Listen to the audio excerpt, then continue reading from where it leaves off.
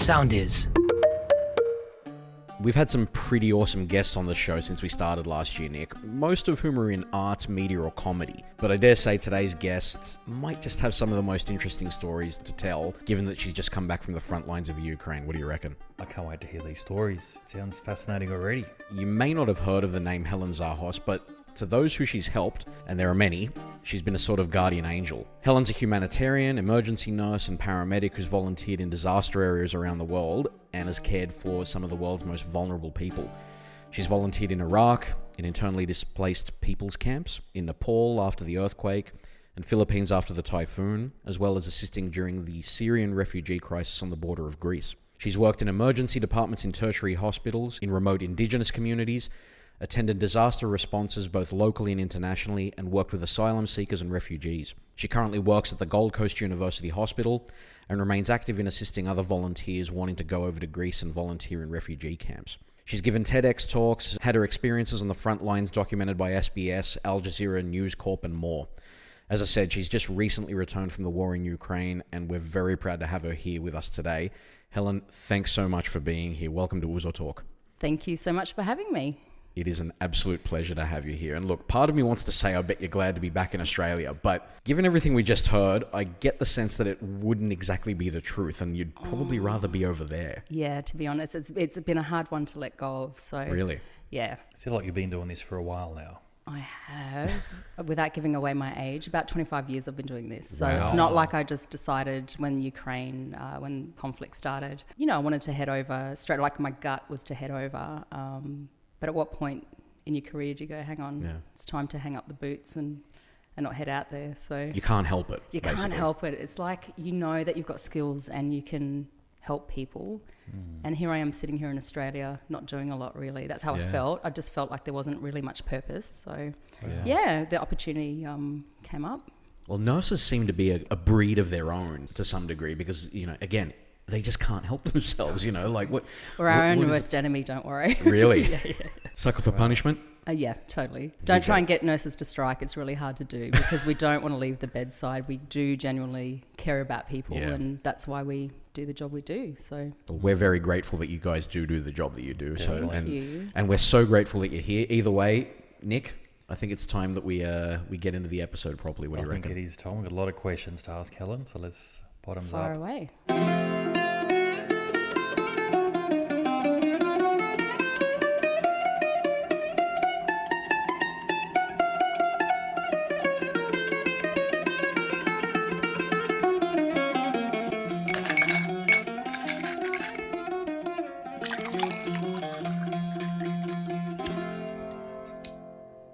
Stiniyamas, παιδιά. Stiniyamas. Helen, welcome back to Australia. Cheers. Great to have you here Thank you. Welcome, in Helen. one piece. Good I'm to sure see you everyone's again, glad Tom. to see you. Well, Mum's pleased I'm back in one piece. So. I'm sure she would be. Where's Mum from, incidentally? Both Mum and Dad, Dad's not with us anymore. He passed away about 10 years ago, but both Mum and Dad are from Ritini, a rodeo just outside Katerini. So it's about a 15-minute drive up into the mountains there. And this is northern Greece. Northern Greece. Yeah, right. Beautiful country. There's something about sitting out on the balcony there, looking at the mountain. Mount Olympus is there. So, yeah, Wow. Yeah, I wow. love it. And they drink tsipuro for breakfast, just saying. Fantastic. So you near it or no? The other side. I don't know. Don't make me look bad without the map. Oh, that's okay. The good thing is you did Tipro. Listen, I'm good and at you're a nerves. northerner and you're a mountainer. So Thank exactly you. like me. It's where we're Thank from. you. Thanks. He's one of your folk. We are. Finally, we got just- one. Hey, Tom? That's it. Sick of all these islanders, Yeah. Hey. have on the show. Hey. Hey? Hey, they breed them tough up in the north. They so- do, absolutely. They Look at do. him. Yeah. Have a look at him. That's right. Yeah, look at you. You guys sit around and fish all day. We do. Mate, we hunt wild boar with our bare hand, mate. We That's hunt right. fish. Yeah.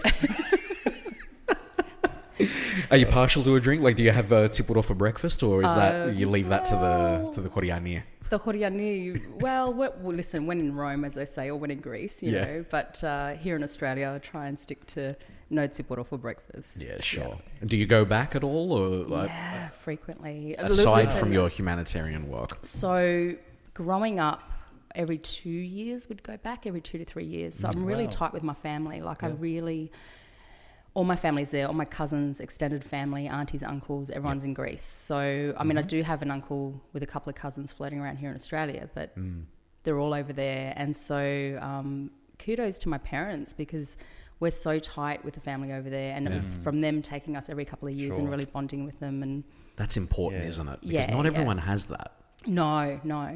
And there's something really special about going to a rodeo where both mum and dad come from, because you don't dare make out with anyone at the local pub because you're probably second or third cousins with the whole village, right? So that is a classic. That's so mountainous. So we're the same. Yeah.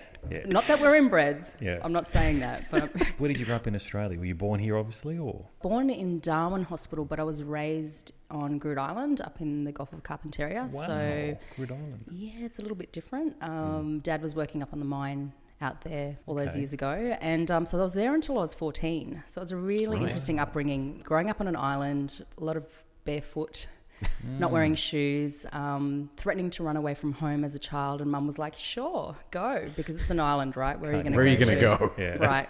So I've actually been to Nhulunbuy, Gove. Yeah. It's very close My to sister Groote was Island. born there. Yeah. Are you kidding? Yeah. Wow, okay. I helped set up the airport there, Tom. Did you? Another one on my list. One of your little projects. Yeah, exactly. Oh, sorry, the airport was there, implemented the check-in system. Okay.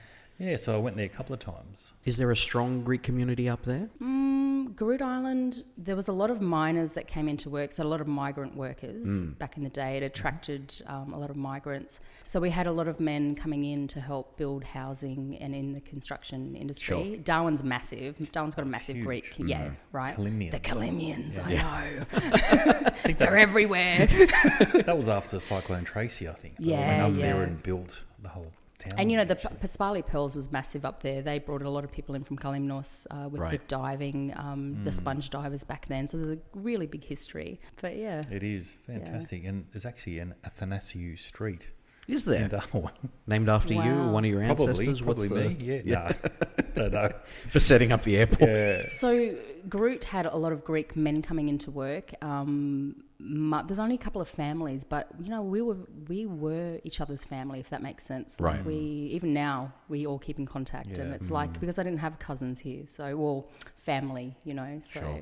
yeah, What was the population of Groote Island? There weren't many people. about up there, 1,000 or something back in Wow. the day. Yeah. 1,000. And so listen, the Aboriginal communities are quite transient, but I have a lot of memories of Dad taking me out to corroborees and stuff, and he was very immersed. He would go fishing with the local Indigenous people. So I've had a very different upbringing, and it's made me, I think Dad felt a bit of an affinity with the Indigenous people out there. I think he, if you think about it, Greece had suffered through wars and stuff, and they've been colonised and all that sort of thing. And the Indigenous had the same. And I think, back then, Dad explained how it was like the blacks are at the back and so are the wogs, He came to this country during that era. So, he had a lot of Indigenous friends. So it was an interesting place to grow up. So What a great experience for a kid to be growing up with those cultures around. I mean, you've got your Greek background, then you've got this Indigenous culture as well. What an amazing way to grow up. No, it's all I knew. But now that I look back at it, now that I'm older, I just think, wow, I was really blessed. Because it was such a multicultural upbringing. Yeah. Did your dad really instill that Greekness in you as well, or was that something that he really pushed? Yeah, the philotimo. Yeah.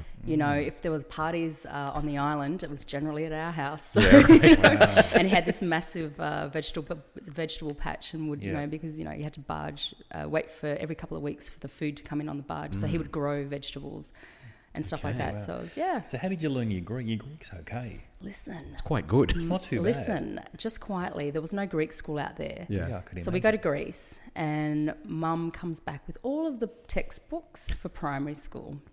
Okay. So we're on the island, and there'd be every Saturday and Sunday, for about 2 to 3 hours each Saturday and Sunday, Mum would sit us down. It's probably the same textbooks that we learnt on. No, absolutely. And all of that, all of it, right? What were the 4 letters on the back of the textbook? I don't know. That standard for, we used to say, Ordaskalos ine Vlakas. Remember that?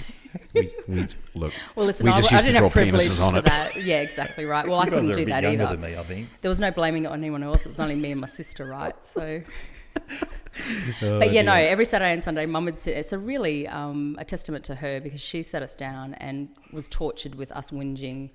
There would be a lineup of kids outside going, "Mrs. Zahos, can the girls come out and play?" Yeah. His voice is still laughing. Nick's dying. Let's have what a are you break. laughing at? Oh, it's just an old primary school joke. every Greek, I went to Greek school up to year 6, and every textbook had the letters. Then we made up an acronym. Oh, it stands for Orlaskos in Evlakos. Is that the one with the owl next to it? Yeah, that's yes, it. I remember that. I couldn't get away with it, sorry. When your mum's a school teacher. No, she Yeah, wasn't yeah. a school teacher, but teaching us. But she was teaching you guys at home. Yeah. Oh, And good. so obviously we go back for holidays, and there's something about being a kid in a rodeo playing around, amongst the neighbourhood. You pick up the Greek so easily. And I remember a time, actually, I was on Groot, and what's the scariest thing as a kid is the school principal wants to see you in his office. And someone came in and they went whisper to the teacher. They turned around, pointed to me, and the teacher said, Helen Zahos, you need to go to the front office. The principal wants to speak to you. And I was like, oh, here we go. You only went there for the cane, right? So I'm sitting there going, what have I done? I didn't do anything. I was torturing myself before, as I was slowly walking to the front office. And in the office, there was 2 boys. Hello. 2 Greek boys, fresh off the boat. Yes, they're just fresh from Kalimnos, of all places. Wow. And the school principal was like, they don't speak a word of English. I need to speak with them. Can you translate? Oh, dear. And so I remember I was trembling so much because I thought I was getting the cane. And then suddenly the relief of, oh, okay, it's just to chat to these 2 boys. Yeah, that's all right. So even then, being used as an interpreter, that's, That's awesome. Yeah. But how fascinating is that? So we've got Greeks from Groot Island. Yeah. Our listeners, we've got a lot of listeners from all North America and so forth. Yes. So this is the top of Northern Territory. So you're closer to Indonesia, Papua New Guinea. Papua New Guinea, those kind of, More than, Brisbane. very Sydney. remote area. Yeah. 1,000 people on this island, and there's Greeks on there. Yeah. How fascinating is that? Absolutely. Far out. I know. And the costume parties were always great because Mum would do the whole headpiece with the leaves and the elas across the white, the little white wow. dress with the God elas. bless Mum. Yeah. She's the best. We love her Thanks, already. Mum. Yeah. Fantastic. Well, look, in your own words, what is it that you actually do? I mean, obviously we gave that intro. I mean, is that accurate, or do you see it slightly differently? What is it in your words that you do? It's so weird because when you were reading that out, I sit there going, shit, did I really do all that? Because, yes, I feel tired but I forget because I'm just so busy. I think I just get passionate about helping people, and then I get opportunities come up and you take those. Yep. And even today I was sitting on the airplane speaking to a journalist going, wow, my life, I pinch myself sometimes. I pinch myself. I've been on an incredible journey. But yeah, I am a nurse and a paramedic, and it's been like that for 25 years. But I don't know. I've just done some. So you've had been some quite pretty a few amazing war zones, haven't you? I've been to Iraq. Mosul was still under stronghold by ISIS at the time. So What year was that? 2017. So that Okay, was so that's before the cease of the war. So there was still conflict in the region. Like I was in the camp just outside, it's about 10, 15K out. Now it's funny because you go to a war zone and everyone's like, I don't know, I've been asked some really silly questions this week about, did you see dead kids? And I'm like, well, does that justify me being there, or does it make me a better nurse, or, do I have to be involved in that level? Iraq was crazy. Like the difference of Iraq, and people have asked me, what's the difference between here and Ukraine, for example? Right. You had all the allies there, man. You had like the Americans. Us girls would be sitting in the compound every morning watching the fit The GIs working out. pretty much In their doing their singlets. workouts. We'd be in there, out there. Oh, it's time for coffee, girls. Out we go. Yep. Yeah, the boys are training. Yeah. No, but there was allies around. So there was a lot of Americans, a lot of Australians. They were actually pleased to go, wow, you're Australian, you're kind of welcomed in. But it was a different vibe. Yes, there was checkpoints, but a very different vibe to what I experience now, in Ukraine. So yeah. Iraq, it was 2017. So how did you get in there? So, how did I get into Iraq? Did you apply for the role? Like, how does it work? How did Iraq work? No, I was, again, not giving away my age, but my 40th came up and I was like, do I splurge out and have a party, or I've got 5 weeks coming off, why don't I go and volunteer? And I just thought my heart was... So there was a guy that I met on the foreshore in Lesbos when I was volunteering in Greece. Okay. And Is he this was a through doctor. Red Cross or...? No. It was an organisation, I think Adventist Help. So that ADRA, they're part of an ADRA group, like ADRA, Adventists, I'm Greek Orthodox, they're Adventists, a faith-based group. And I met them on the foreshore in Greece back then. And so I think on social media, you keep in contact and all of that sort of stuff. The doctor at the time was like, hey, Helen, I'm in Iraq at the moment. I'm setting up a hospital. Right. Can I have some input? Would you be interested in coming over? And I was like, yeah, sure, I'll come over for Wow. shits and giggles, you know. Wow. It's one thing to want to help people, but it's quite another to jump on a plane and travel to some of the most dangerous places on the planet to help, but and put yourself in harm's way. Yeah. Why? Why would you do it? I know. I'm sure there's psychologists out there going, yeah, she's got a problem. There's something really wrong with her. It sounds like everyone's trying to get out, and you're I going know. in. Well, that's what happened in Ukraine just now. Is at the border, there was just streams of people and traffic trying to come out, and convoys of trucks and whatever, and it was just me and the coordinator going in. So, Wow. Iraq just turned up on my own. And I had it on a scrap bit of paper, the address of the compound, like really, like very blasé. Yeah. And in my head, I'm going, yeah, I'm in a cab now. If I make it to the compound, like if this guy who has a gun and So is you my just taxi driver, landed like a tourist in yeah, Iraq, totally, in Baghdad, I'm totally. assuming. No, well, it wasn't Baghdad. It was in Erbil, so Kurdistan, technically, like, you know. So within the vicinity, you jumped in a cab. I thought, oh, this is where I got to go. This is where Crossed I've got to your go. fingers and hope you on a got bit there. of paper, because my phone had gone flat, so I had to scribble on a bit of on a jeez. receipt on the back Far of something. out. As the cab's leaving, you know how you check a code into a nightclub or a restaurant or something, and you have a little ticket or a token. He had a little token in his hand, and as we're driving out of the airport, there was a little booth, and he handed the token in, and then he hops out. I'm like, what's he doing? And he's like strapping weapons to, like, he's, because, you know, you're approaching the airport, so they've obviously had to leave your weapons 5k out. You're not allowed to come into the airport grounds. And here we are leaving, and my taxi driver's putting the pistol on his ankle and Wow. strapping a knife back on his belt, and Okay, crazy. Fantastic. So your And cabbie had to pull over and had to grab pull his over. Now, pistol and- to follow to back this story up, that Greeks are everywhere, right? Is that as I'm coming out of the airport grounds, we've strapped the weapons back on, and we come around a corner, and there it was, folks, in neon lights, Greek grill. I was like, Wow. are you joking? I said, pull over. We need to stop. I said, I need a photograph of that. Yeah. You know, we're in Iraq, and there's a Greek grill here. You shitty. Jeez. Crazy. Wow. In Iraq. Yeah. Wow. So you got to the compound, you met the doctor, and then you started your work, obviously. Yeah, You went to a hospital, and then it all starts from there. Well, you know, they were in the middle of building a hospital. We were doing some mobile clinic work, going from, like, when they talk about a camp, we're not talking 10, 20 tents or something. We're talking like 500,000 people in Wow. a massive area. And there were rules Displaced like people, internally displaced people. And so, you know, they didn't want to flee the country. They knew that the war would die down at some point, and they want to return to their homes. But these people had been starved in their, the areas that they were living in. They'd gone through some horrendous torture and trauma. So it was more humanitarian aid as opposed to, being shot or blown up or something like that. Oh, no, there was a bit of that as well. So there was a young girl I ended up helping out who had really severe burns after an explosion that happened. An ISIL mortar hit her house. And I had heard word that this girl was in this hospital, and they said, look, they're going to send her home to die because she's too expensive to look after. Her needs are too great. And the hospital's like, she's our burden at the moment. Like, we cannot afford.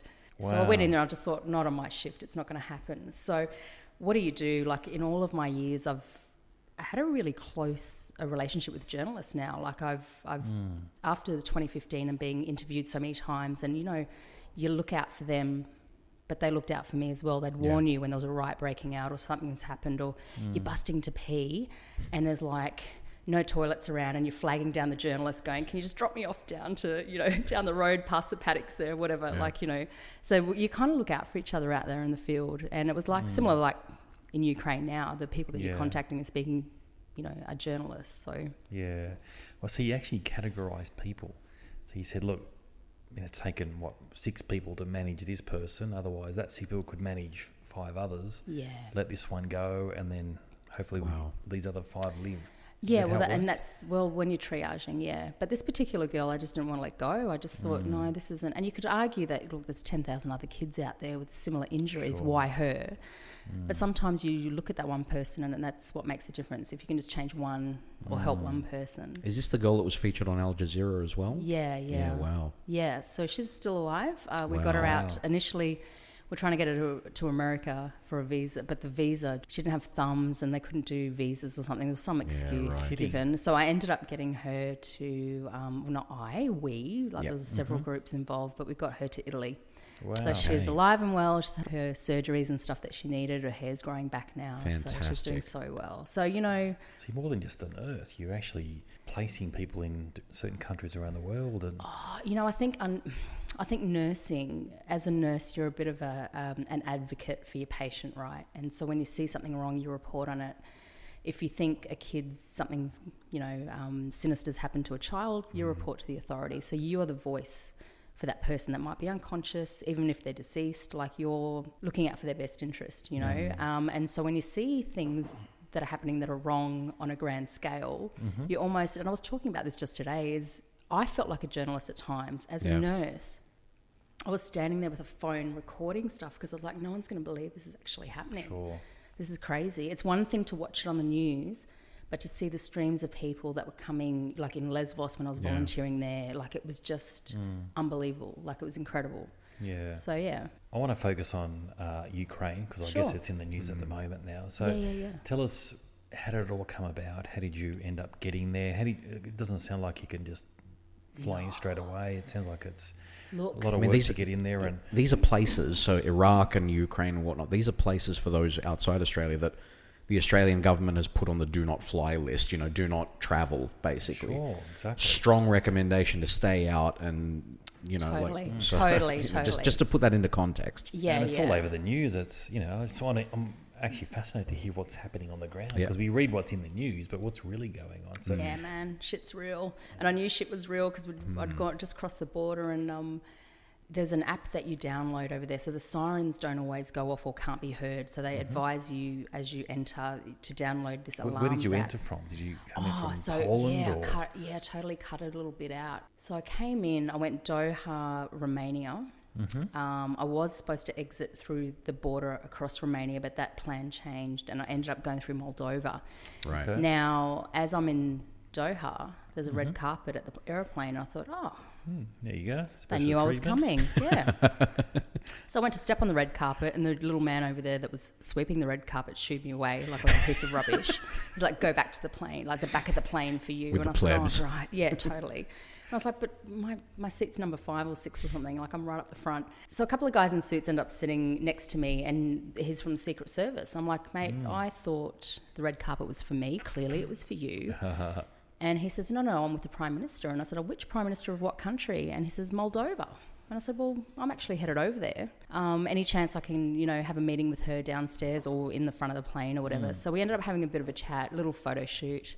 I gave her a little toy koala. When I handed that over to her, I actually said to her, listen, I don't have weapons or money to give to you, but I've got my hands and my skills, and I'm here to help the people of Moldova. Now, to put this into context, Moldova is the poorest country in Europe. The potholes, the roads say it all, the amount of potholes that are on the roads. And so it was really hard for them as a country to receive refugees. Yeah. And refugees that actually had a really good life. They were rich people. They had a really great health system. They flooded into this country and relied on even poorer people to look after them. So there was a bit of, not resentment there. The people were so amazing how they received these refugees coming out of Ukraine. But, Okay. What was it like for you to meet the Prime Minister? I mean, that's not something that happens every day, obviously. Yeah, no. And then I'm totally connected. So I've rocked up to Moldova. Get this for a story. Because I could never use this anywhere else and I'll probably never get away with it again. But I turn up... But it's good for Uzo Talk. I love that. I love it. It's good for Uzo Talk because we're having an Uzo. So I turn up to Moldova a couple of days later. Yep. And there's the passport control. Now, the women, listen, if you're ever in those lineups, I've been to a lot of airports in my time, go to the ones with the men. They're often more nicer to you. The women are just really bad. Okay. So this woman really drilled me. She was like, where's your documents? What are you doing here in Moldova? I said, I'm only here in transit. I'm heading to Ukraine. And I almost said it as a sense of entitlement. I'm going to Ukraine, so let me through. No, she drilled me. She wanted documents. Which organisation are you with? And I had my phone, which still had the photo from 2 days earlier where I handed the koala to the Prime Minister. And I literally just straightened my back up. I didn't even batter an eyelid. And I went, I had a meeting with the Prime Minister yesterday. And she was expecting me. Here, would you like me to give you a total name drop? And I showed the photo, and she's sitting there, and she looks at the photo, looks at me, and she just went, yep, straight through. She smirked as if to say, oh, you've trumped me. I can't. You don't, no documents required. Just go on through. Like I'm Greek, mate. I'm totally Greek. I've so got this. There you go. How No. good is that? So selfie. That's The selfie with That's the Prime it. Minister. So then I get to the border. Fantastic. And on the Greek topic, so I'm at the border, heading into Ukraine. No one speaks English, and then this guy wanders over, and we kind of know our own, don't we? I thought, oh, he's a bit cute, you know, there's something different about him. And he goes to me, where are you from? Very good Τραβάει το English. αίμα. Τραβάει το αίμα. And λίγο όμορφος αυτό το παιδί. Τι Yeah. γίνεται εδώ? I opened up both my passport. I always mention I'm Greek just in case, because I Right. think that could be a way in. Because we're friends with everyone. We're totally friends with Exactly. everyone. And Philotimo there's a kicks in. philotimo Yeah. kicks in. Yeah. And so I've opened up both passports, and he's like, where are you from? And I said, oh, Australia, no worries. And I said, yeah, but I'm Greek. And he goes, Ελληνίδα είσαι. Wow. Αμάν, έχω 3 μήνες εδώ πέρα και δεν Yeah. έχω μιλήσει με Έλληνα ακόμα. Βρήκα εσένα, like I found you here at the Wow. border. And so we had this, like, it was like two cousins meeting for the first Yeah. time. Yeah. Like, it was like family. It's like you're related. Totally. There was a connection. And so he sat around and made sure we got through okay. And when I left, he waited behind to make sure, on the way out just recently, he stayed behind a couple of hours to make sure he saw me out. And Yeah. here he is. Even the Moldovans were like, are you VIP? Even the security, like even the guards are like carrying your luggage. I had like the VIP treatment. It's like, nah, I'm Greek. Yeah, totally. It's a great connection. Yeah. Wow, what a story. Wow. So It's so true, though, isn't it? That connection. I think Anthony was saying it the other week. It's a case of, you know, you meet another Greek and you're soy. You know, you're instantly Straight away. connected. Oh, somehow. straight away. I think it was in one of our first episodes when I was in Jordan. In Jordan, yeah. Yeah, that's right. I met a guy, spoke Arabic, I spoke English, we couldn't communicate. In the full Arabic Saudi Oh, get up or wow. whatever it Yeah, was. Exactly. yeah. And he asked for my passport, looked at my name and he goes, Elena Sisse. I thought, fuck. My face dropped. That's crazy. And that was it. Yeah, Half an hour yeah. later, anything I wanted, it was done. It was sorted. Isn't it awesome though? Yeah. Like it just. It is. But I had him looking out for me, so he's like, "Here, I'm at the checkpoint, like I'm at the border. But if you need You're like anything, our sister now. let me know, right?" Yeah. So I was one of his people, and then there was a journalist who lives in Kiev, and I actually interviewed him for the Dart Centre for Asia Pacific because I'm one of their expert advisors, and they kind of said to me, "Hey, if you bump into any journos, just with your phone, quick interview." He was incredible. Like he did it in Greek, and I need to get it subtitled and stuff. But he was like, "Yeah, I was held at gunpoint and put into the boot of a car, and you know, because I said, have you ever feared for your life?" And he's like, "Yeah, man, on Crimea, when Crimea got taken, you know, however many 8 years ago or something." So you know, and that's the other thing is a lot of people out there don't realize we're talking about Ukraine now, but this has been going on for a long time. This is not new. Sure. You know, so yeah. Wow. So when you entered Ukraine, where did you go? The first night I stayed in a place called Odessa, and I tried to Wow. exit out of that way 10 days ago, whenever it was, but they bombed it like 4 or 5 times. They really targeted it. So I had to, on the way out, So you've been back, what, a month? Is No, that what you 10 said? days. You've Yeah, been I back only 10 got- days. Yeah, fresh. yeah, So yeah. Odessa's right in the news at the moment. Yeah. So they fully bombarded it. The decision was made. Well, I basically said, no way, I'm going out that way. I'm going to go via Kiev for a day or two. And then like I tacked on a couple of extra days because one thing that happened to us on the way in, and it hit home, is you're driving along and this alarm on your app that I was talking about started alarming, and me and the doctor were like, oh. And he looked at the phone and goes, oh, that's just here. And he goes, oh, hang on, over there. And you could see where the missile had just hit, not far from us. Wow. You could see the smoke rising. Okay. So you're saying there's an app now to tell you when there's missiles coming in your Yeah, direction? and it wants. So it's basically, it takes Wow. over the, what do you call it? The Modern day having warfare. the constant sirens going, because it is just psychologically Like it's so air raid loud. sirens. Air raid sirens, Yep. and it's all the time. Like if you had to listen to that, like it's just constant. It got to the point where in the end I was so used to hearing it that you'd be sitting outside having You a don't even barbecue or flinch. whatever, and you're just like, oh yeah, it's there again. You get Yeah. desensitized. And so for all the people there, they're in month number 5, month Yeah. number 6 or whatever, like they've been going through it. So this app just basically says, and a little bomb like picture comes up, and it tells you take shelter, like get down to the bomb shelter basically. How much notice do you get? So you get this app? And it was fairly accurate. Like when that one hit, I was like, okay, so they know that something's been fired. They know that something's incoming. Something's in the air. Something's in the air on the way in, and they'll give you warning. It's a bit like flight tracker. That's how we were tracking you coming in. Yeah. Because we knew you were coming in from Melbourne today. They stalked me, yes. It's funny, your driver actually was busy having his dinner, and I said to him, hey, mate, she's landing in about a minute. Yeah. And he sent me a photo of his dinner. So. But that's the technology, right? That's exactly how far it's gone. And so you knew, you got this app, and then you knew there's a missile in the air, and you had, what, a minute, 2 minutes, 3 minutes? Well, we kind of looked around, and it was off in the distance, like it was, listen, it wouldn't have hit us if it kind of slightly came this way. It was a few K away, but still, that was our first moment where we went, shit, we're actually in a war zone. Like, that's when it hit home to us. That's when shit got real. And we just kind of nervously looked at each other and was like, that was going to be my next question. Like, when did it get real? That's when it got real. And so... But I think that's just fascinating. You got an app to tell you when there's a fucking missile coming. But then it got real as well. Sorry to cut you off. No, go for it. But it got real as well as we arrived into the area, and I still can't say the name of where we were, but we were on the front line. And to put it into context, I spoke to a journalist and I told him my location. He's like, but that's occupied. And I was like, well, no, we're 7K away. Like, you know, it's all part of that region, but it's half of it's occupied. So I was trying to explain. So there's, 7Ks over there, they were holding the line. About 20Ks over there, they were really hitting. Like, there was a lot of, so it was around you. At night time, it'd sound like... a massive thunderstorm. Yeah. One night we got hit 12 times or something. Jeez. But it got real, I think, when we drove in, and I was like, there was no lights on in the city. It was like a city, and there's no lights on. It's pitch black. We rock up to our hotel, and I'm like, oh, this is deserted. Like, this place there's no lights on. Yeah. It was an enforced blackout. So this is the first war that we've had that has an enforced blackout that I've been to. Like a lot of the journalists I've spoken to, I think people in Cyprus would have experienced it back then. Certainly very London, similar. I've had World a few. War II, Correct. And so by 11 p.m, all lights are out. The instructions as I got into the hotel were, it was like, welcome to our hotel. There was a girl behind the counter that had the tiniest, it was like her mobile phone light was on. Right.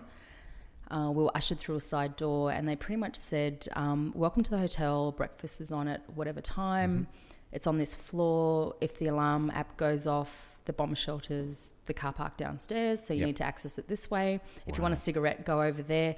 Don't stand next to your window. Keep the curtains drawn. Don't turn on any lights between 11 and 5 a.m. Jeez. So it was like intense. I was too scared to even. And they're like, don't stand near the window. I was like, okay, I won't.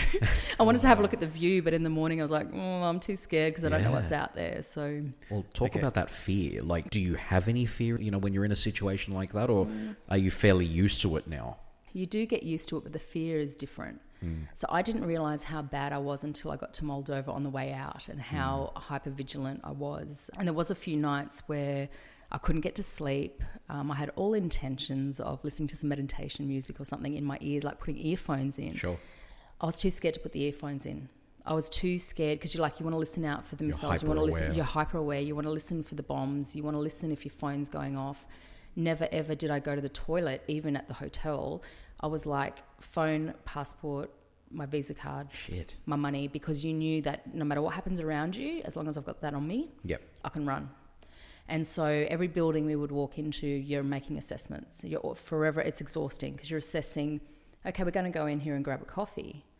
But if something happens while we're here, what do I do? How do I get out? That's really because you might be separated with your crew. You might be separated. I might be off in another part of the building. Something happens. If I have to run...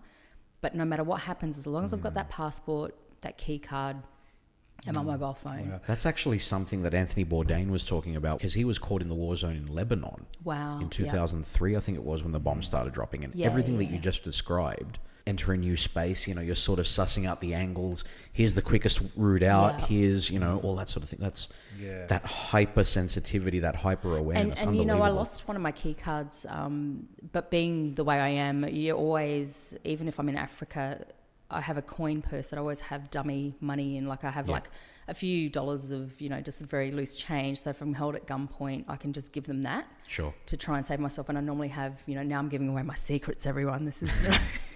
But, you have your solid money elsewhere. So I'm at an ATM here in Ukraine, when I was in Ukraine, and I had to pay the driver and the interpreter, because at that point I was by myself. The doctor and the coordinator had left. As the money comes out, it was a fair decent wad, but these two soldiers down the way started yelling, and they started running. Now, inside me, because you can't speak the language. So you don't know the environment. You don't understand the language. The money's come out in the ATM, and I'm in my back of my head, if someone puts a gun to me now, they're going to either get a decent lot of cash. These two soldiers start running. I'm like, something's happening. I look at the driver back at the car because I was a bit nervous. And in that moment, he had stepped out. And I was like, right, something's happening. Grabbed the cash, left my key card in the machine, didn't I? So I know. But in my haste... And I'm kicking myself because it's never happened before. I'm always so hyper conscious of, not leaving my card behind. But in my head, I was like, not run, but it was like something, you know what it was? You know how us Greeks get a bit animated and talk and stuff? They were catching up with one of their mates. He was calling out to his friend. I'm serious. And I was like, what was that about? Yeah. I nearly shit my pants, man. Like, seriously, geez. I was freaking out. They were just saying g'day. They were just saying hello. And I'm like, don't be running. Excited. Don't get excited and animated and yell shit when you're in a war zone, in a soldier's uniform, because that has just, like, freaked me out. Yeah. Can I ask you, Helen, so what were you doing in Odessa? So you said you were on the front line. Were you part of a hospital? Were you... Odessa was just a stopping point. So we were 2 days... We were maybe 12 hours in. Mm-hmm. So when you look at the map, and if you were to look at the map now where the front line is, I was in the red, like along that red zone. So what does that mean? So red zone, did you see... Conflict, yep. Blown up buildings around you? Yeah, absolutely, yeah. People with missing limbs? Yeah, so the hospitals that I visited, listen, to be clear, I wasn't... There's an expectation now, if you are going to be a paramedic or a nurse right on the front line, and I'm talking you being actively fired upon, you need to hold a gun yourself and shoot people. Wow. So your main goal there is to shoot and then get your teammates out as a paramedic or whoever's injured. You know what I mean? So right. I'm not a killer. Hang on a second. And I'm not trained to do that. So you're saying nurses and paramedics on the front line are trained with guns, and their first action is to... Well, they're there to be one of the soldiers to fight, and then they're there as a backup to treat. So... so you don't know how to hold a gun, do you, obviously? Well, one was placed next to me. So I spent... What type of gun? Well, it was a pistol. I don't bloody know guns. All I know is the neighbour. So there's a story behind this, and that is the mayor or the city had actually put us in this fancy hotel that I could never afford. It was about €100 a night or something ridiculous. So once everyone else left, the doctor and the coordinator left. So you're paying to stay? Yeah, I know. I'm volunteering. I don't get paid, and... Yeah, I was expected to pay. Those first couple of nights... off your own bat. Yeah, those first couple of nights were free, right? Because the mayor or whoever of the city was like, no, we'll put you up because you're here to help us and do an assessment for us and give us your advice. So you weren't part of any group, like a Red Cross or anything the Adventist Help again. So the people that I was in Iraq with. Yeah. Same thing. Same group. So they called out, we need help. Ukraine. They did do a call out, but I contacted the doctor that I was in Iraq with, and he said, listen, I need to go and do a bit of a recce and have a look and do an assessment of an area where we could set up a field hospital. But the important thing there is, and so listen, to be fair, it was a lot of meetings. It was meeting with the Minister of Defence, meeting with the mayor of the local city, meeting with disaster coordinators. The commander of the front line came out and had a meeting with me one day. That's a story in a sec. I'll share with you. But the coordinator of the Army Hospital. So in that, we spent several days going to every single hospital in the area. And I can tell you now, as a nurse who loves clinical work, touchy-feely, love caring for my patients, it was so hard to go into these hospitals where you are seeing people with missing limbs in corridors. I don't know, it was just really, it was hard. It was hard to not want to getting the urge to jump in. Like I was totally, yeah. Wow. It's hard. And so I knew this mission was going to be a bit different for me. It was more of an advisory / coordinator type, logistics kind of role. But I don't know, it's so hard to see those people suffering like that, Okay. So you saw soldiers or civilians or kids? Or all of it. So there was a children's hospital we visited, and that was really hard. A lot of burns. Missing limbs there as well. There was an outbreak while I was there because there was no clean water in Mariupol in the basements, and they were stuck down there for 2 months, right? So there was an outbreak of hepatitis and cholera as well, which a lot of people don't talk about. Well, I was close. Okay. That's all I'll say. But I was close enough. So that I was at the first point that they were escaping to from there. So Again, Mariupol, from what I've read, I believe that was There's a lot of Greeks in that town. Yes, Did you meet any Greeks in that area? I know, I tried. So I mentioned to every single refugee that I came across, I was like, I'm Greek. I had to share it because I was like, if anyone, didn't come across any. Really? Okay. Because I heard some of the soldiers were Greek. I know. But I didn't see any. Okay. No. That's interesting. No. Yeah. And how was that experience? Are you going through Maripol? Did you treat soldiers at all? Did you end up treating people? It's very hard over there because there's a lot of strict rules, and the health department was like, Helen, we can't, there's a lot of rules in place at the moment. We don't want, foreigners are being targeted, and if they know you're here helping, they'll bomb the hospital, which has been a pattern. So because a lot of hospitals were bombed, there was an abundance of staff. So they bombed the hospital. Now we've got doctors and nurses that are available to work, but they don't have a building to work out of. So they would come into these other hospitals. So they didn't need staff or volunteers. They needed infrastructure. And so they're actively targeting hospitals. Yeah. Well, anywhere where there's foreigners that are helping, especially. But they've actively targeted hospitals. So obviously they survive. So they see the app. So, get the fuck out of here. How do they survive? If they can get out quick enough, I guess. Because it sounds like you've got an abundance of staff. So there was an abundance of staff in that area, and they're just like, you know what, Helen, there's a language barrier as well. And the commander of the front line was just like, I don't want you out there. Like, we've got trained soldiers and stuff out there, and it's Did you see any Russians at all? Yeah, look, I saw a couple in the hospital, so they were being looked after, and we had that discussion with one of the directors of the hospital, and under the Geneva Convention, you have to care for, like, if you have someone that's injured.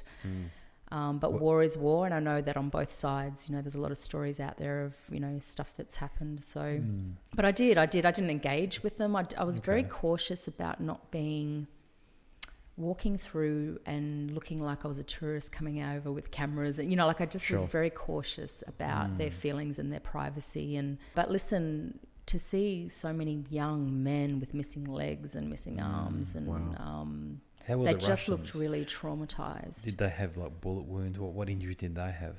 Oh, do you recall? To be honest, I can't even remember. I can't remember, but nothing specific anyway. But it must have been a smorgasbord of of literally. And every single hospital, there was so many needs. And I actually videotaped myself one day to share, probably in a classroom setting, because people think there's a bit of a, like it's a walk, not a walk in the park, man, but you have down days. And I woke up at 5 a.m. one morning, head cold, I had bronchitis, I was having really rough, and I'm bawling my eyes out. And I was like, you know what, I need to share this, like at least videotape it to kind of remember how I'm feeling right now, so I can share that with younger nurses or younger people going out there. And one of the things I kept saying was, there's just so much need, and I'm scared that we're giving false promises and we're giving false... the obvious question, you sit there and you have a good cry. How do you deal with a situation like that? You're human at the end of the day, and you're at the front line of seeing this, so much suffering. How do you deal with it personally? Right now, it's the Tsipuro. No. Instead of the Windex, Tsipuro fixes everything. Exactly. No, look, all jokes aside, I talk a lot. Like, I speak to friends, I reach out to people. There was a commander in the Greek army who's a good friend of mine, and I would speak to him fairly frequently, because I was like, he gets it. And actually, interestingly enough, journalists, so a lot of the journos that were out there, there's a few independent journalists floating around, and we just touch base every day and have a bit of a chat, and what are you guys up to? And so it's kind of informing them of the current situation, but at the same time, you're kind of debriefing. And because, you're there by yourself in the sense that you're doing it off your own bat. Yeah. Do you have access, for example, to put it bluntly, Mum and dad? Well, mental health services. Yeah, huge. So I actually did a thesis on this. For everyone listening, I don't just sit around drinking Tsipuro. I do a bit of academic. There's a bit of academia as well. I'll just throw that in. So I did a thesis last year, I think it was, looking at the psychosocial needs for disaster medical assistant teams before, during, and after returning. Today, when I presented to a group of journalists, I asked them, do you get asked, or you're supported when you come back from these kind of places? And your big hitters like CNN and BBC and your really big organisations, they look after, they've got psychologists and stuff. 25 years of nursing and paramedics, and all of those trips I've done away, how many times do you think an organisation has reached out that I've returned back from and asked me, are you okay, and how are things going? I'm going to go ahead and say none. Yeah, Zero. none. Yeah. So, and that's really bad. That's bad for nurses, doctors, anyone returning. And so where's the onus on, is the onus on organisations? Up until now, it's been up on the person. It's the onus is on the person to reach out. So for me, I went to a doctor and I said, hey, actually, this was before I even went to Ukraine. Yeah. I said, man, I think I need to touch base. I've done this thesis and I feel like I haven't really spoken to anyone about any of this. So it opened a lot of things for you. You go to the GP and they're like, hey, you get your 10 free sessions. We'll put you on a mental health plan. Yeah. Try finding during COVID a psychologist who wants to chat to you. Or doesn't want $500 an hour or whatever, you know. So it's actually really hard. So if there's one thing I can maybe do in the future is work on that. Yeah. You know, how do I change that for Australians returning back from wherever, you know, conflict zones, disaster areas? Do you think that that's the first thing to be, or the first thing to go, you know, in a situation where it's a war zone and whatnot? It's like mental health is like, you know, we've got bigger problems than that right now. I know. Is that what's happening right now? There's just a gap. I think it's just been forgotten. And there's awareness around it. I mean, I remember after the Bali bombings, the hospital had some counsellors come out and they had a long list of, it was so funny, they had this long list of, you know, if you're doing this behaviour, that behaviour, you know, if you're ticking any of these, you need to see a counsellor. We all sat in the room. We went through about a list of 20 things, and the only thing off that list was grinding my teeth. And I was like, right, everyone, if I start grinding my teeth, I know I need help, because right now I'm experiencing the nightmares, the, you know, it was everything. Well, I've got to say, I mean, you just mentioned Bali. That situation was close for me because I had a good mate who lost his mum in that club, and he was quite badly injured. And in fact, my son's football coach right now was in the club as well. Wow. We were all affected a great deal. We weren't even there. And we were affected in such a strong way. Yep. And there was no support put forward for us at that time. Was that one of the first places that you volunteered? Yeah, look, I was in Darwin at the time and we received 80 patients that were flown across. So we had a couple of hours warning. Yeah. Like, you know, 10 hours or something. I can't remember now, 24 hours. But we knew that they were coming. And that was massive. You know, I was 3 years out of uni. I was a baby nurse. Probably shouldn't have been working in that area. But, and I'm quite like, it was probably the big, you know, the very first big disaster that I was involved with. And it was such a massive thing. I remember driving out, you ring your mum, right? Back then we had, remember those Nokia phones, the big brick phones? Oh, yeah. Yeah. I had one of those and mum would tease me going, only businessmen have those. You don't need that. I was like, I'm a paramedic, mum. I need to be available and on call. You can still get them now. Really? Yeah, you can. It's like a retro thing. I miss those. It was so They're like great. $70. Far out. Still got mine somewhere. Best phones ever. But I remember driving out and calling mum, because that's what you do, right? And I rang mum and I just bawled my eyes out. And it was like I was holding it together, because you got the worldwide media outside the hospital. You couldn't even go out there. And the guys were trying to have, I don't smoke, but they were trying to have a cigarette or just have a bit of time away from everything. It was like being in a war zone. There was people with missing limbs. The burns were severe. It was, you know, it's something you just don't forget. Like, how did that affect you? It was crazy. Listen, I couldn't eat sausages I couldn't watch meat cooking on a barbecue. I couldn't eat sausages for a long time. And as a Greek, we like our meat, right? So it's why is that? Is that from what you saw? Well, because the burns, like the split skin, all of that, like flesh falling off, all of that kind of heavy stuff, the smell, everything. And then there was a guy that came in actually, and I touched on this earlier on today when I was presenting, is that the importance of taking photographs to capture the moment so that you can look back later for your own healing. And so I remember a guy being brought in and I was like, as an advocate for my patients, I was like, who's this idiot walking around with a camera taking photos? Like, he was really in our faces. And I was like, is he from the worldwide media? What's going on? He's so invasive. But what I didn't realise is the importance of those photographs that he captured, all those moments that he captured for us 5 years down the track, 10 years down the track, because it took me 5 years before I could look at that album. For you personally, or for teaching purposes? No, it was for me personally. Sure. Like when it was a black album, and I just knew that black album had the Bali bombing photos in it. I knew it was there, and it was, you know, but I just couldn't open it for about 5 years. And then when I did open it, I was like, yeah, man, that did happen. Yeah. You know, like it was intense. Yeah. You said you had, over 20 years experience around the world. Well, you know, have you ever had... Not giving away my age, not but giving away age. You started when you were 10. Yeah. Exactly. So, totally. Yeah. I practically did though, right? Yeah, I did. Yeah, no. I'll tell you another story another time. That's how I read into it. You know, you were 10 years old when you started. Yeah, sure. So did you have any close encounters? Did you come close to, you know, getting bombed or shot or anything like that in all these places you've been to? Yeah. Do you have any stories around that? Stuff. Any experiences? Were you sort of that? Well, that was one time in Iraq. That one time at Bangkok. Yeah. That one time in Iraq when because I start all my stories like that. So one time in Iraq. When I was in Iraq, and there was strict instructions about not stepping on the grass because it hadn't been, like, there were still landmines and stuff out there, and this little group of sheep one day kind of exploded and, obviously stepped on a landmine. So, yeah, that was a bit of, and I was like, wow, okay. Instant Suvlakia. Yeah. So it was just like, the kids would kick a ball into the grass and just leave the ball there. You just wouldn't go chase the ball. Like, you just left it there. One of my close encounters, you don't have to be in a war zone. I said this last night to someone. I said, I've felt more unsafe walking around the streets here at night time as a woman, Really? Yeah, but I was working in a remote Indigenous community. Not that I want to paint a bad picture on Aboriginal communities here in Australia, but I was in a one nurse posting, and I had a patient come in who didn't want his injection, and instead of telling me to fuck off, I don't know if I can swear on here, but you can. I can. That's fine.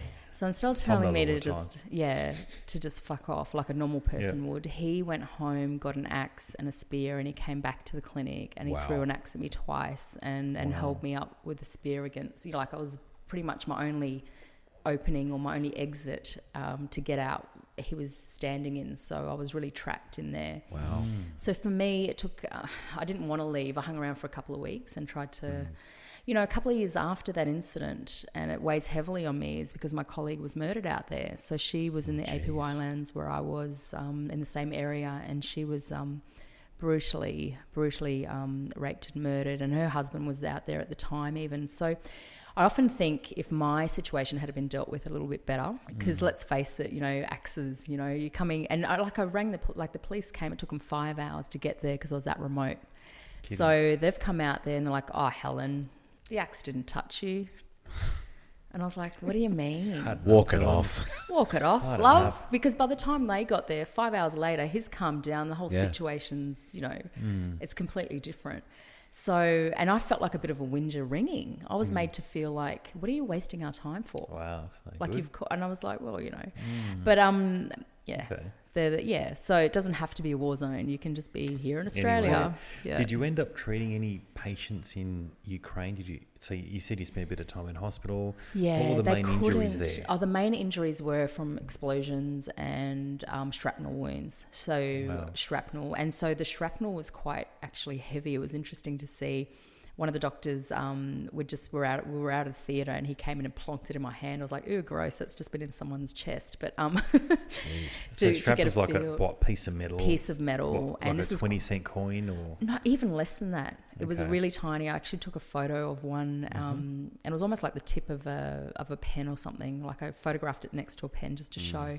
It's the tiniest little thing, but if that embeds in, and this was in someone's chest right next to their heart, that had to be endoscopic. I had to go to theatre and have that removed. So there was a lot of... If that's missed, I imagine that can cause all manner of infections. Totally. And all of that. The hardest thing I think seeing was... They had equipment like dialysis machines. If your kidneys failed, they could sort that. They didn't have the consumables. So they've now run out of the plastic tubing and stuff. Like when you want to put a drip in, that plastic tubing, all of that stuff they had started running out of. And they had the trucks loaded in Kiev, but the truck drivers were so scared to come this close to the front line. So it was really So what do you do in that situation? Exactly. So we were sitting there going, well, how can we bring some stuff in? Like you sit there having conversations. I mean, does it get to the stage where you're like, we're going back to the 60s and 70s and boiling this stuff? Literally do as much, dialysis machines. It's mash all of a sudden? Totally mash, totally. Like you're putting stuff together and winging it. But wow. Yeah. This is in Odessa, you're saying? No, Odessa's up near the border, up near Moldova. So this is right near kind of Mariupol area. Okay. Without giving away too much. Yeah. But yeah. So if you look at the map, looks pretty hectic. Yeah. So you heard missiles landing. Yeah. Every night it was like thunder. It was like every night was a thunderstorm. But you'd it wake wasn't up. thunder, it was missiles. No, but this one afternoon, believe it or not, because all the windows are blacked in, and so I had a nana nap, as you do. And as I'm lying on this couch with the gun next to my head, not at me, like the guy that placed, the neighbour that had placed it next to me, because I said to him, I can't shoot someone. I just couldn't do it. It's not in my heart. And he's just like, well, no, but even if you fire it and like scare them away or at least fire it, and then I'll know something's happening next door and I'll come and help you. But there was that particular night where I think they bombed about 12 times. It was massive. But here I am having a nana nap, and I hear this almighty bang above my head, and I thought, shit, that's a missile. Like they've bombed here, like it's right outside. And I've just gotten up and just bolted. And as I've run out, the boys are all out there having a cigarette, and they've pissed themselves laughing because it was a thunderstorm. So having to be a thunderstorm. Oh, it's just like the clouds had rolled in. It was all dark out there all of a sudden. And I was like, are you kidding me? But my heart, I thought, right, this is it. We've got to run, because when we were in the hotel, we had a bomb shelter, which was the car park area to run to. Yeah. When you're out in a village, sleeping on a couch, where are you going to run? There's nowhere, you know. Wow. Yeah. So what's a typical day in Mariupol? So you'd get up, was it out the normal food? Yeah, look, well to be clear, it wasn't in Mariupol. Were you going to hospitals? Yeah. No, listen, to be clear, I never missed out on food, all right? I'm a foodie. So that's all Greeks think about. It's all we think about. And so so at every checkpoint, they check your phone, right? You're not allowed to take photos. So the army, it's really hard. All these journos now are saying, hey, can you send some photos through, where you were or whatever. And it was really hard. You couldn't. They would check your phones. Were you taking photos sneakily? I did. Then I dumped them 5 years back in case, they kind of, and I removed, the location and stuff. But anyway, I get stopped at a checkpoint, and the guard, like the soldier, looks at my phone. He looks at me, he kind of smirked, and I was like, you prick. It was all food. It was like I was a food blogger, right? So he looked at me like I'm a bit of a fatty, and he's like, oh, yeah, she's no spy. You're one of those people who has to take a photo yeah, of all totally. this. I don't want to be that person, but I'm just like, it just looks so delicious. I know. What you said? I'm a food blogger. No, well, one of my mates was joking, going, Helen, are you sure you're really there? Because you keep sending me photos of food. So just to be clear, there was no starvation on my end. Yeah.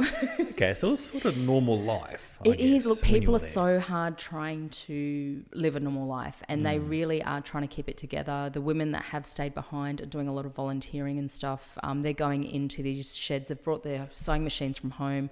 They're like, what are we doing today? We're going to sew up bulletproof vests and camouflage. So they're busy sewing away or cooking food for soldiers and stuff. So everyone's kind of invested. And there's almost like a sense of camaraderie. You'll be walking down the street and say, I don't know, you need something. People are just like, no, I've got that. Like they look out for each other. It's like you're on part of a team. So there's no money exchange. It was just, here it is. What you need, take it. Yeah. Pretty much. Yeah.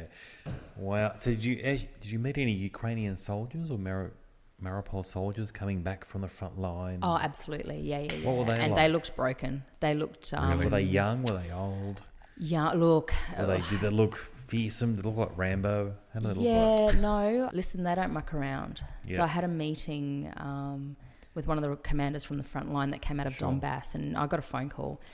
And have we got a minute for this story, or absolutely we'll just go away? Talk about whatever you want. Tom's just topped me up with just a quick sip. Yamas, guys. Yamas again. I think this story needs a little bit of this. It does. So to be clear, I'm by myself now. The doctor and coordinator have left. I get a phone call from someone in Donbass, and they actually said to me, look, the commander from the front line is coming to visit. He wants to speak to you. And I said, oh, here we go. What's this about? And they said, no. He wants to have a meeting with you. I get the interpreter and I said, listen, in an hour, can we go to this location? I've been given an address. So we head over, and the instructions were, when you get to the address, call this number. We arrive, and she said, oh, that's a really nice cafe. And I was like, oh, sweet, we're going to have some nice food or coffee, and it'll be on them because, I'd had it all planned. We arrive, and I ring the number, and they said, well, you now need to go to this location. So there's all this covert shit going on. I was like, what's going on? This is like out of a movie. It's like Spies Like Us. Totally. And so then we turn up to the second location, and the interpreter like, why did they change locations? I don't understand.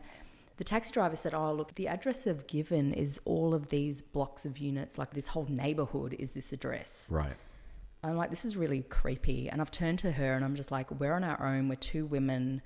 I'm on my Google Maps trying to save the location to send to my lawyer, who was on standby for any time. If she hadn't heard from me for 24 hours, she was to then mobilise a rescue mission to come get me, basically. Here I am trying to save that. Anyway, I call the number again, and he goes, which building are you standing out? And I said, the yellow one. And he goes, okay, a silver car's going to come and get you in a minute. Just wait right there. And I'm like, this is so creepy. So then the silver car pulls up.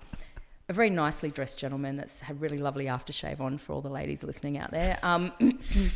Comes and collects us, takes us to some other location now. And it was like sheds, all these sheds up the 3rd floor. And here I'm going, we're so dead. I said to the interpreter, do not change the wording. Whatever I say, word for word, don't muck around because we could die here. This is not, this is serious.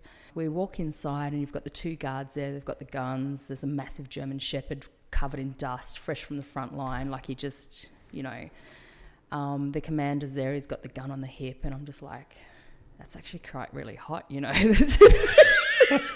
was a bit like, I don't know how to describe it, but I was just like, all of that combined. Yeah, I was just overwhelmed by, dear. I don't know, I was like, no one's going to believe this shit, seriously. Yeah. He's like, do you want coffee? And I'm like, oh my God, I'm going to die. So the German Shepherd, to be fair, I was trying to be, let's play it down a little bit because this is an intense meeting. So I did the whole girly, can I pat the dog? And they're like, giving instructions because obviously these dogs are trained to kill, right? And I'm trying to. If you want to lose your arm, pretty much, you pat the dog. So I was doing the whole, you're cute, whatever. Hi everyone, what is it that you want basically? Because I'm like, what's going to happen? And under the desk, I'm trying to save again the exact location on Google Maps because I'm like, we're so dead. They've got guns. We're just 2 girls here. We've got no weapons on us. But in the end, all he really was saying was, you've come here. You've got these 4 containers that split into these field hospitals. You can do, they've got surgical capabilities. We've got X-ray machines and all this. The government, from a disaster management point of view, were like, we need this here on standby because if they bomb one of these hospitals, we need this equipment ready to go. But he was pretty much like, we need it right now. Please, can you get it to the front line? Because at the moment, bombing's happening in Donbass. By the time we're getting these patients or whatever to the hospital, they're dying en route. So we need an ambulance, we need generators. Like, he was asking for help basically. Wow. Were you in a position to be able to Well, make decisions like I that? said, well, I'm like nobody, right? I'm I'm a nurse from the Gold Coast. Like, who am I? But I sat there very seriously and I looked him in the eye and I said, I can't make any promises, but what I can promise you is that I will relay this information and I'm going to try as hard as I can to make it happen. So 3 of those containers are now on the front line. So, but it had to go to Parliament. Like, it had meetings with the Minister of Defence. It had, parliamentarians getting involved, a lot of documents and stuff because... Which parliament are we talking about now? Ukraine. Ukraine. Like in Ukraine, yeah. So intense stuff. You walk away. I was asked today if I thought the mission was a success. And I was like, yeah, sure it was. I don't want to see it as a waste of time. It was hard not to be able to nurse people. Yeah. So what I did do in the 7 days or 6 days, I was sick with bronchitis and I couldn't drive all the way out to Odessa was like a couple of days or a 14-hour drive or something. And I just didn't have it in me. I was too exhausted. So I stuck around for these containers to arrive. And there was a refuge that these people coming in from Mariupol, they cooked and cleaned for them. They, gave them clean clothes, washed their clothes. So I did a bit of cooking and stuff with them and taught some of their volunteers on ethical photography and humanitarian storytelling. Because, as an NGO, you want to get your stories out, but in a way that, So I spent, a few days in there helping, and it was really hard. Like, there's something really beautiful about being able to just console someone, wrap them in a warm blanket, feed them some soup, provide them a safe place for the night. Yeah. And that was really beautiful. That's caring for humanity. I imagine that's why you're doing what you do. Doing it. Yeah. Were there many other Australians out there or any other Westerners? Well, no, not in the area that I was in. And I think because it was quite close there. And again, they don't want a lot of foreigners there because they get targeted. As soon as they see foreigners, they don't want to encourage more volunteers coming in. So they target foreigners. So they're not encouraging volunteers? Well... Did you have a Red Cross around your armband or something like that? How did they know you were nothing? Nothing. Well, so on the news we see today, Mariupol has been decimated. It's like a Swiss cheese. It's just shit everywhere. Did you see all that? Listen, did you experience all that? I did. I went up to Irpin when I was outside of Kiev. Actually, on the way home, I stopped in Irpin. And Bucha, I can never pronounce it, Bucha. Anyway, civilian housing, all of it, all my photographs are, there's churches that have been sprayed with bullets, there's nothing sacred, and it's the bizarrest war. And what I mean by that is the stories that came out of 10-year-old girls or 80-year-old women being raped. Wow. Seeing the civilian housing destroyed, you got goosebumps because you could just picture that these are just normal, everyday people sitting at home, and then suddenly the houses have been, like the apartment blocks have just been blown up. There's war crimes happening. Totally war crimes. And there's stories coming out now of men being castrated and all sorts of horrendous stuff. And, is that on both sides, do you hear? Well, I think, but what we don't hear, and it's war, right, to be fair. So I think both sides, there's innocent people on both sides, there's innocent people. And I think it's really important to remember that, because I've got some beautiful Russian friends that are, you know, I connect with all the time, and we've spoken about this, and I almost felt guilty. I was like, hey, I'm going to Ukraine, but no, I still love you. You know, like it's not like I'm a humanitarian. As a nurse, I don't never look at the political side of things. I go in. There's a clear distinction to be made between the politics and the humanity of it. Absolutely. And definitely. For me, I always look at a human being in front of me. It doesn't matter where they sit. I don't get involved in the politics. I couldn't do my job if I got involved with the politics because, you know, and it's similar to the refugee crisis. When stuff was happening, people would talk about Muslims.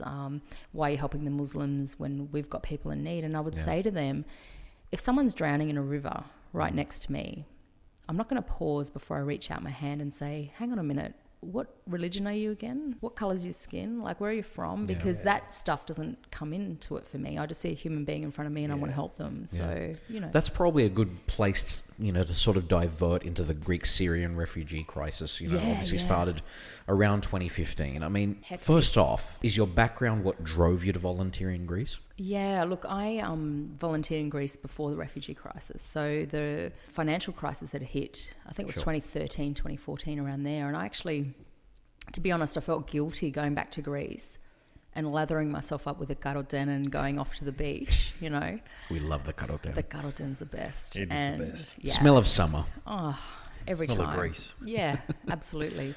But I felt guilty, and I thought, you know, this country's suffering that I love so much and I'm so tied to, and how can I give back? And let's face it, I'm not loaded. I don't have a lot of money, but what I do have is, you know, my skills. And so I went to Thessaloniki, to a polyclinic there, and I volunteered a couple of times. So even before the refugee crisis happened, I already had a foot in the door, I suppose. Sure. And so when the crisis hit, you know, they knew me. Yeah. So I was like, hey, do you want me to come back? And they're like, yeah, we need you in Lesbos now. So it was a very easy transition. It was a very simple Facebook message. Do you need me? Yep. When can you be here? We all saw those sort of heartbreaking images of, I don't even like saying it, but we saw heartbreaking images of dead babies and toddlers washed up on the shores. How difficult is it for you to deal with things like that? And was that the reality, or was that blown out of proportion? Oh no, very much the reality. So I even got up here, and actually I was over in Melbourne receiving an award, a Hacky Award for the community service, and I'm bawling my eyes out talking about, you know, these kids that have washed up on the shore. So, you know, 28th of October for me was a standout because we had a massive boat accident, and I'm on the way home, walk past the bus stop, and my mobile phone rings, not the block Nokia from back then. I had a much more modern version. Yep. And the doctor called me and he said, Helen, like a big shipwreck has happened, you know, an accident. And when we got there was about 300 people that had been involved.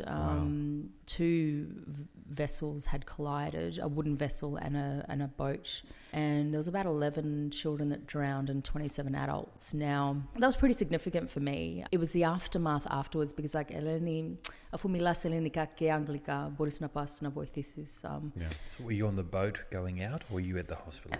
No. We were on the foreshore at the time, receiving. So boats we were coming in. So you're actually on the shore as people are arriving. And you know, on that night, it was freezing cold. It was so cold. And what month was it? I think it was like November or something. Like it was winter, right? That's cold. It is so cold. Yeah. And I'll never forget, there was a church on the foreshore that was called Ao Nicola, and that particular night we turned it into a hospital, literally. We dragged all these patients in that had come off, you know, out of this boat accident. And I had a priest standing there at one point, and we were just looking out at the ocean, and there's this full moon. It was just so surreal. The waves, you know, that were massive. There was, you know, just the wind that was blowing. There's no way that they could have expected those boats to come across and not crash, you know, so it was pretty serious. And this priest just looked at me and he just said, Eleni, πότε θα τελειώσει όλο αυτό? And, you know, And I was like, I don't know. And we're just kind of both shaking our heads because, you know, how beautiful was he, though, to open up his little church, and the Papa Dia was running up and down making cups of tea and getting blankets and stuff for people. And, you know, we're consoling mothers and they couldn't find their babies and stuff, and they were freaking out. And then I had to revisit them the next day. They were like, Eleni, afumilas Elenika, elamazimas. You know, I had to help the Coast Guard in the morgue, help the parents identify the children. So we were sitting there looking at photographs, basically saying, what was your child wearing that day? Could this be them? They would look at the photograph and go, yeah, that's my child. And then we would then go into the morgue. These are discussions that you really don't want to have with people. Yeah, no, you can't go to the pub and be like talking, you know, like, yeah, no. So it's a bit, and they're the moments that you are alone. You can't, I've mentioned this before, but your teammates aren't there. You're doing this on your own, and it's something that it stays with you for a long time. It's very hard to see a parent look at their child and just lose it, like, you know.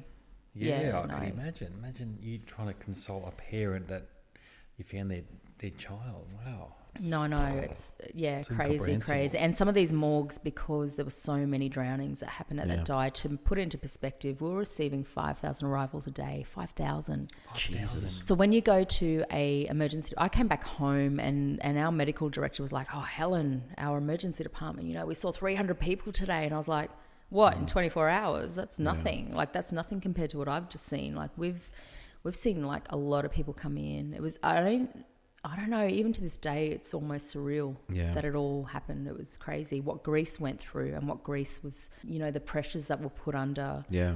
The local people, the Philotimo. And, you know, in the beginning, people really wanted to help out. But by the end, they're like, you know what, we're tired, man. When's the EU going to come in and sort this? You know, like it was... There were really loud calls, particularly from the mainland of Greece. There was a lot of controversy around...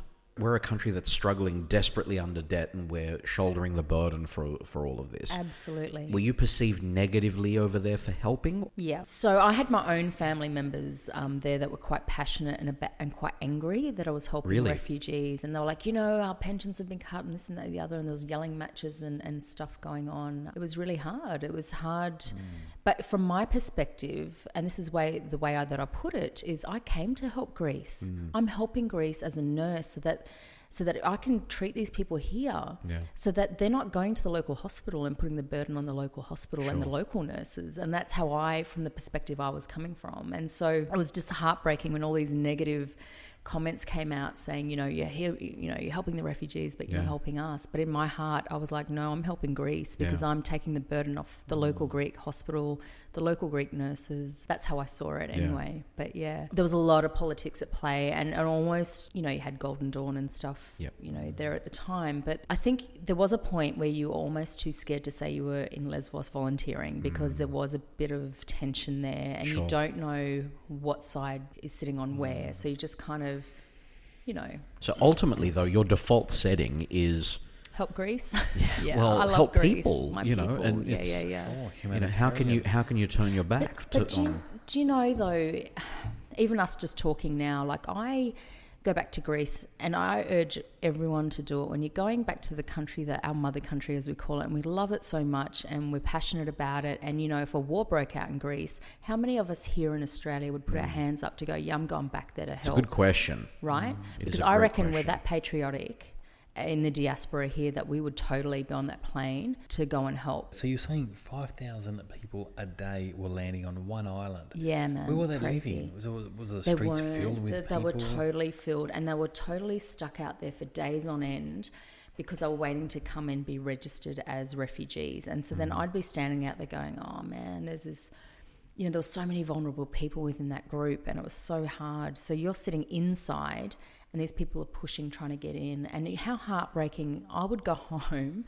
I'll never forget the guilt. It's freezing cold. It's raining. And I'm walking past about a 4-year-old little girl, and she was just shivering, and her teeth were chattering. And I'm like, and I was like, couldn't they have parked? I was annoyed because the car was parked so far away that we had to walk however far in the freezing cold. And the guilt that I felt watching this little girl as her teeth are chattering, and all I'm like is I just want a warm shower and get into my hotel bed. And I felt so guilty that night, leaving these kids behind for how many days on end, like just it breaks your heart because, you know. So you got the locals who are, you know, not working, unemployed, you know, going through a crisis. Struggling. You got 5,000 a day of people who are the pressure, probably worse massive. off. Yeah.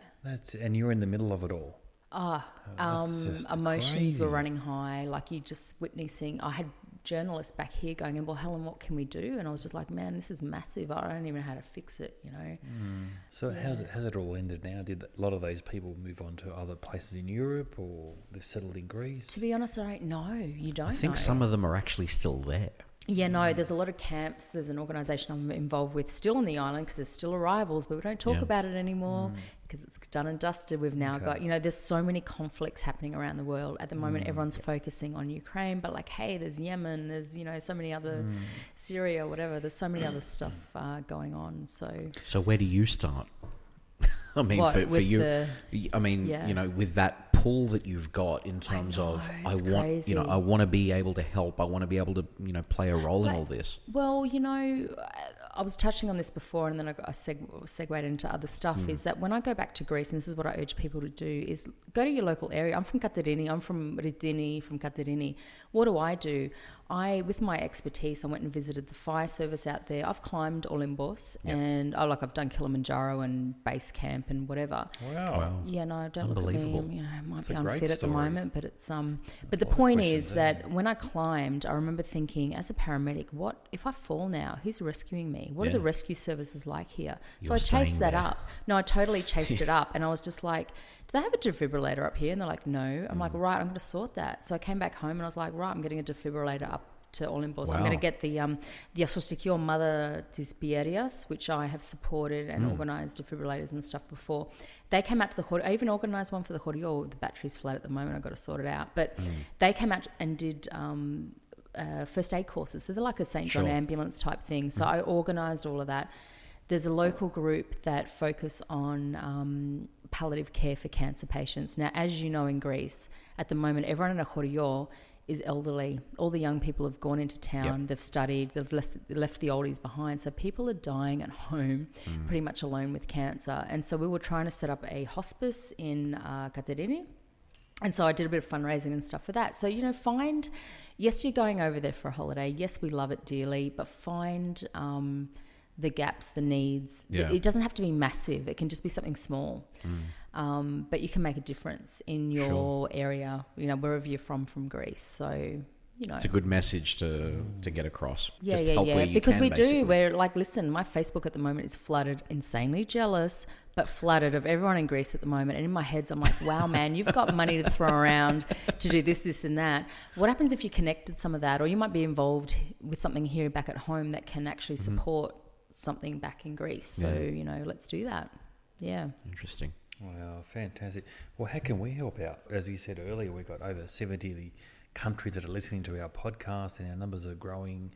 How can we help out? Is there anything you can want to reach out to our listeners? Don't forget about volunteering. I don't want to say to you, you know, throw money at this organisation or that organisation. A lot of money gets, you know, there's a lot of distaste around sending money to organisations because you don't actually know where it goes. Sure. I've got a few trusted organisations. Feel free to reach out to me. I've worked with them and I know exactly where money's going. Yep. But how can you help? Don't forget to volunteer, and that starts with your neighbour. That starts in your local community of wherever you are. It doesn't have to be going into war zones and doing all the crazy stuff that I've done.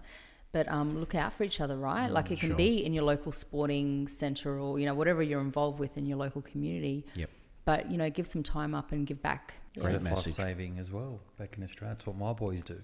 Yeah. They're volunteering on the surf. So. Yeah, that's awesome. But what a great way to instill about giving back to your community. And that's how it started for me, Girl Guides. And, you know, when I was 10, thank you, and I know you were joking before, but I was 10 when I was a Girl Guide I was riding my bike past someone's house, and he came out screaming, covered in blood. And you remember the old days when you used to whiz, like you'd blend something, right? And there was no guards on the blenders because back then, but he forgot it was turned on and he went and licked it and he split his tongue in two, right? Oof. And so I'm about 10 or 12, where I was like really quite young, and that was my first kind of, you know, I had to like initiate first aid, call an ambulance, all this kind of stuff. You know, looking back now, that's where it all starts, you know. You're exposed to it early. Yeah, no, well, you know, but that's coming from your parents, from that filotimo, from, you know, giving back to your community. So we can all do that. Yeah, true. It doesn't have to be massive. Yeah. So what's the next thing for you now, Helen? So you've gone around the world. You're back in Sydney. I understand you're in Melbourne recently. You're doing talks and lectures. What's the next thing for you now? To be honest, I haven't even had a chance to decompress from Ukraine. I literally 2 days after I landed, I presented a talk to like 200, 250 people up in Brisbane for some IT organisation. I'm now down here delivering some workshops for International Red Cross and on behalf of the Dart Centre. So I'm one of their expert advisors. Sure. So, you know, they look at journalists that, you know, get vicarious trauma and all that, so, you know, that are exposed to trauma, basically. So the workshops that I'm running at the moment is all about ethical humanitarian storytelling. So what is it that we have done wrong or badly, and we do it every single day? We've got social media, right? We pick up our telephones. Now, when I got to Greece, I'll never forget that urge. I was picking up my phone going, no one's going to believe this. This is just... And, you know, it's different to see it on the TV, but when it's from a friend or someone you know on Facebook filming something. And so we're all journalists in our own little way. We're all documenting, right? And so, but how do we do that in an ethical kind of way?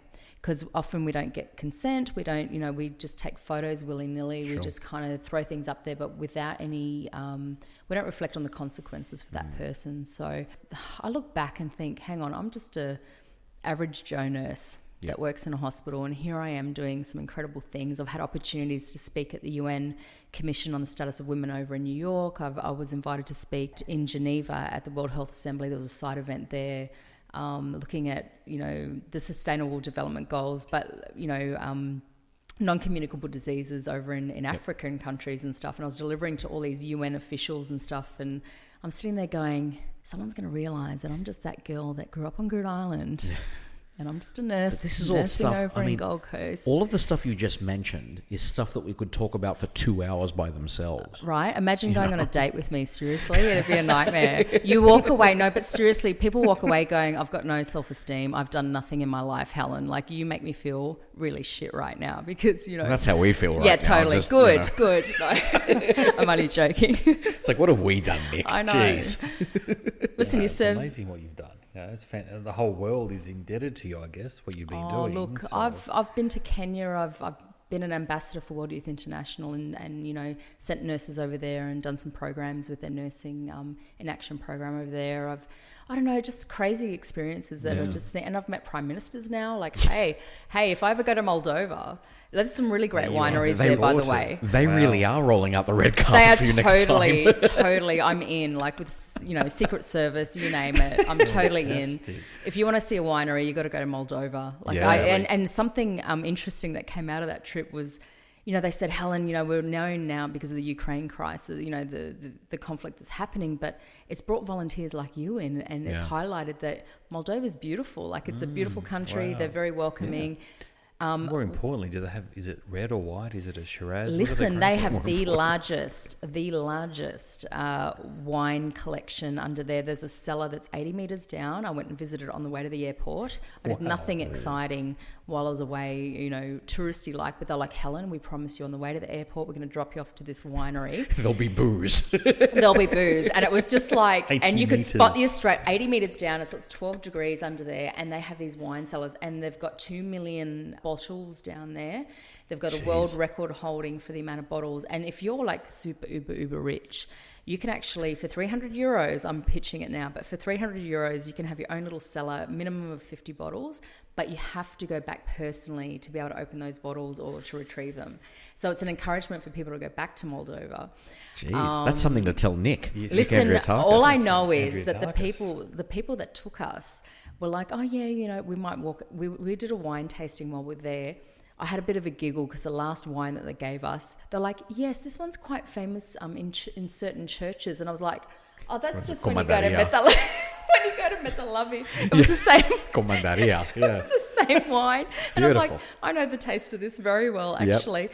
But as we walked out, they're like, oh, and conveniently, just walk through the bottle shop on the way out. Well, the 3 Australians, we've got the doctors and a couple of nurses, and we're like, we'll have a case of that and a case of this. And we walked out, and we needed a trolley. We had about 12 cases. That's how you spot the Aussie. And we were just like, how are we going to get this back to Australia, folks? And like, we're a bit pissy by then, so we're just like, we'll work it out later.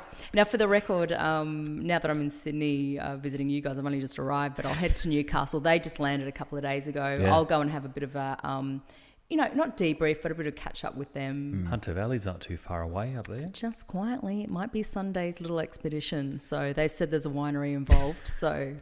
there's a common theme happening here, folks, but yeah. Nothing wrong with that. Fantastic. Nothing wrong with that. We actually did a whole episode on wines. We did. No. That's one to listen to, actually, on Greek wines. Oh, I love Greek wine, Fantastic stuff. So do we now. Thanks to Nick. Yeah, Nick Andriatakis, legend. Actually, the guy that got us the Tsipro. That we're drinking. Tsikodia, actually. It's Cretan Tsipro. Yes. Yeah. Well, he's our favourite Cretan. I love Crete. Crete's great. Like I've done the Faragi di Samarias. I've done like a lot of travel through there. So, there's something about leaving a nightclub at 5:30 in the morning and going, I'm going to go and hike the Faragi di Samarias, blind drunk. I've smashed it in 3 hours. I ran it because I was like, if I sober up now, like I'm in trouble. I come out of there and the guy was like, that stamps the pass was just like, "Isei proti, tu έκανε σε πολύ καλή ώρα." You did it in a really good time. And I was just like, there was a need. It wasn't like if or like I've got to or I'm going to die if I don't get Panadol and some water. Surely you gave yourself a drip. No, well, I get out to the end and I just walk into the first little place and I was like, I need something to eat really bad, something greasy food, something not grease because it's grease, but greasy for the hangover. And then the guy was like, τι έχεις παιδί μου? And I was like, δεν είμαι καλά, είχα πιει χθες το βράδυ και... He goes, κορίτσι μου, θα σε φέρω κάτι αμέσως. And he puts a little thing of rakia right there and he's like, fixed it. And so with it, like that first sip, and I was just like, I feel so good now. It's the brekkie beer. Totally. Yeah. You know what, Tom? I think me and you are becoming half Cretan. The way we're going. Well, the way all our episodes are going, somehow there's a Crete gets brought up. Yes. Isn't it beautiful? It is. It really is. Crete. I think we are Cretan now. I've got a cousin that lives there in Iraklion, and I often go back and visit. Yeah. She's a nurse as well. So we, it runs in the family. I couch surf. Yeah. Fantastic. Does she sleep with a gun under a pillow? No. Actually, it is Crete though. They're a bit cray-cray. That or a dagger. Yeah. Well, there's something in the air down there that just kind of... They're a bit mental. We know that. And we love them for it. There's a bit of an edge. Yeah. You don't want to piss them off. You're not going to piss them off. No. You won't. Some fights you just got to let go. You won't win that one. Yeah, no. Let me just change gear a little bit. Sure. No, I'm single, so yeah. Is that where we were going? Is this not? If that's where you want it to go, do we want to make it looking for a Rambro. Last radio, I did a radio talk last week in Brisbane, actually a few days ago, and they were like, "What do you mean you're single? We need to sort this out. Can we do an announcement now?" Well, let me ask you something. I mean, obviously you're going overseas quite a bit. Yeah. How difficult is it for you to hold down a relationship? Yeah, no. Yeah, no. No, it doesn't happen. Doesn't happen. That says it all. But I don't think it's the people need to realise they can't change you. And there's something, Greek men are funny, right? They want to control you and they want to be like, you need to wear a podia now and like cook pita and that's your role, right? Really? Has that been your experience? Crazy, crazy. Okay. Yeah. And I'm going to control you and I'm going to put you in this little thing and you're not allowed. And when people say that to me, I get my back up. And I get a little bit like, well, no. I'm going to go off and do this. What do you reckon my wife would say if I said that to her, Nick? You'd cop a fucking Harriana smooth backhand on the forehand. Well, bang. Just saying, which is hence Harriana smooth these backhand men. and a forehand. Yeah. Boom. Hence these men don't last very long because it's like you cannot control. Like I'm very much a free spirit. I get out there, I do. You know, if I see a need, I'm like, see you later. You know, my family has gotten used to it now. Telling my mum, like my mum though, they must be concerned, obviously, if you with you going into war zones. Were they though? I don't know. When I was with Iraq, it was like, oh yeah, mum, you know how my 40th is coming up? I'm going to Iraq, and she's like, no pedim. Like, you know, she's like used to it. But because she was bugging me about finding a husband, Yeah. So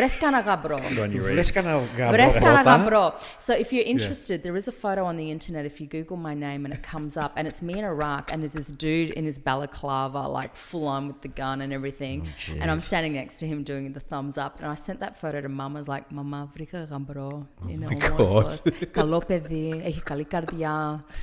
know, and Mum was just like, pack your bags and come home now. Like, minton férias och då, like, that's what they do. Wow. So from then on, she hasn't pressed, right? She's just let it go. Yeah. So there is some comedy in it, you know. Look, you gotta listen.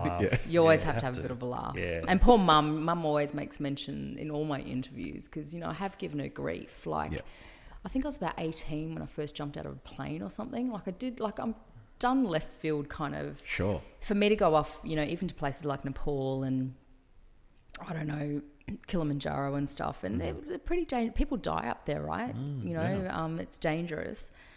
I don't think she probably realises how much. But even now, I was like, yeah, Mum was fine. And now in these interviews, she's realising how dangerous Ukraine actually was and how close. Because I was like, no, Mum, I'm not going to be near the front line. It'll be like way back here in like the Polish border or something. Don't let her listen to this podcast. Oh, no, I've sworn in this. It's not going to happen.